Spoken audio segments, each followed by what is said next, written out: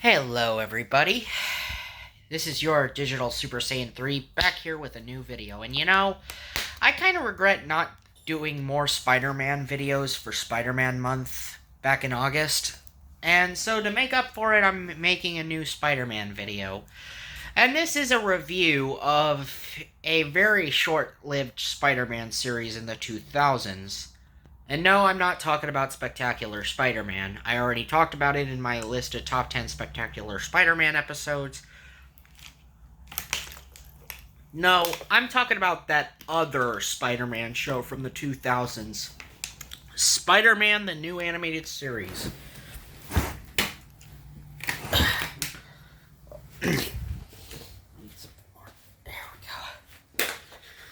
There we go.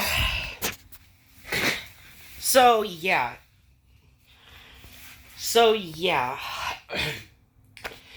Spider-Man, the new animated series, debuted in 2003.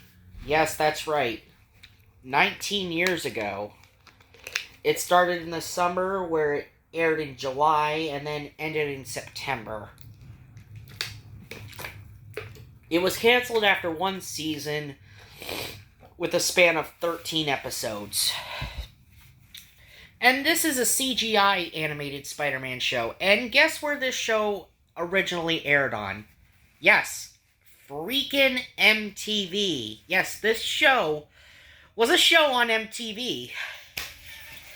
And I also just recently watched the entirety of this series on Disney Plus. Yes, now it's on Disney Plus. That's what's making me chuckle. Anyway, this is much different than any other Spider-Man series before it, because this one has more in common with the first Sam Raimi Spider-Man film. In fact, it supposedly takes place after the first Sam Raimi Spider-Man.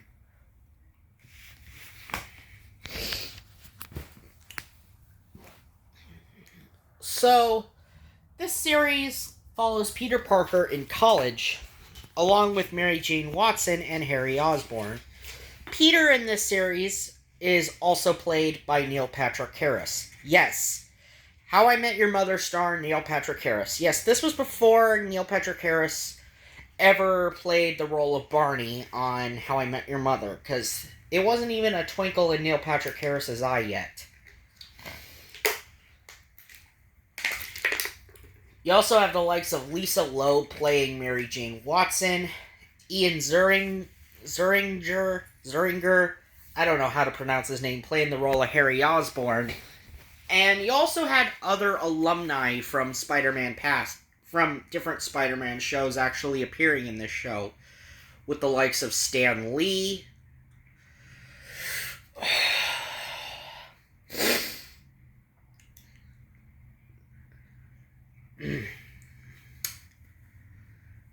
Reno Romano, who was also in Spider-Man Unlimited, Jennifer Hale, and of course the late great Ed Asner as the voice of this police officer. So yeah, this show, like I said, follows up the very first Sam Raimi Spider-Man film, but it basically also doesn't include the likes of, and also, yes, this was before Spider-Man 2 was a twinkle in Sam Raimi's eye, because Spider-Man 2 hadn't become a thing yet.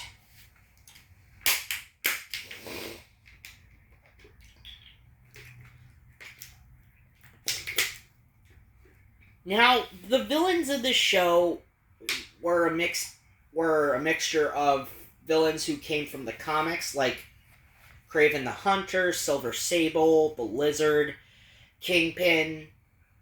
And then you got new villains like the Gaines twins, who are these telepathic twins who can mess with your mind with their mental powers. And, of course, Shikata, who is this assassin who uses a katana to steal people's souls. Yes, and I forgot to mention this show does come up with its own baddies. But also, you would be surprised to hear some familiar voices actually in this show, with the likes of Rob Zombie as Dr. Curtis Connors, aka the Lizard. Yes, you heard me right. That Rob Zombie played the role of the Lizard, as well as another familiar Marvel alumni in the form of Michael Clark Duncan, reprising his role as the Kingpin from the Daredevil movie. Yes, Michael Clark Duncan played the role of the Kingpin again, not just in the Daredevil movie, but also in Spider-Man as well, in this Spider-Man show. Also, this show is a 3D animated show, like I said, and this show, like I said, is much different than any past Spider-Man show. It's a fully 3D show. And the 3D animation was done by Mainframe Entertainment. The same people that did the likes of Reboot and Transformers Beast Wars, or Beast Wars Transformers, whatever you want to call it. So, yeah, Mainframe Entertainment was at the helm of this show. Also, the show with its action scenes depict guns actually being fired rather than laser blasts like we got in the 90s show.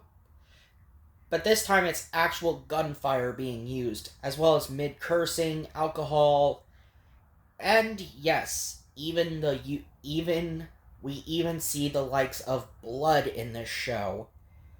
I mean, I gotta say, this was different than any past Marvel show we have seen. And I gotta say, I'm impressed by this show. Sure, it isn't perfect, and it can look a little dated given the fact that it came out in the early 2000s. But at the same time, I kind of enjoyed the charm of this show. It's really sad we didn't get more of this show, however. But, it is what it is. Like I said before, and when I was talking about Peter Parker going through his college years, I'm literally meaning this is Peter Parker. It's continuing where the first Spider-Man left off, with Peter Parker as a college student having to balance being a superhero as well as his regular life of being a college student, and of course, his photography skills. Also in this show, Peter meets a girl named Indy, who sort of has a love triangle with him and Mary Jane. So there was a love triangle that brews in this series. Overall, I think Spider-Man the New Animated Series is kind of an interesting show. I mean, is it a perfect show? Well, it may not be perfect, but I'd still give it a rewatch every now and then. It's sad that really it's one of those more forgotten Spider-Man cartoons. It's not as well remembered as the 90s animated Spider-Man show or even Spectacular Spider-Man. But keep in mind, it is what it is, as like a previous installment of Spider-Man that was also canceled after 13 episodes. Yeah, it is just that show that time forgot. But either way you slice it, I still enjoy it. So favorite episodes, I would say one of them would definitely be the Lizard episode. Definitely like the Lizard episode. I definitely like episodes that feature some of the villains, some of the original villains they include. Heck, even Electro has an appearance in this show, as he also went to the same school as Peter in this show. And he was a kid who got picked on. And then he became a living electrical capacitor. Yeah, it's really tragic with Electro. And especially he comes back for the girl he's crazy for. So overall, I still give this... I gotta say how I would rank Spider-Man the New Animated Series. I'd probably give it a 7.5 out of 10.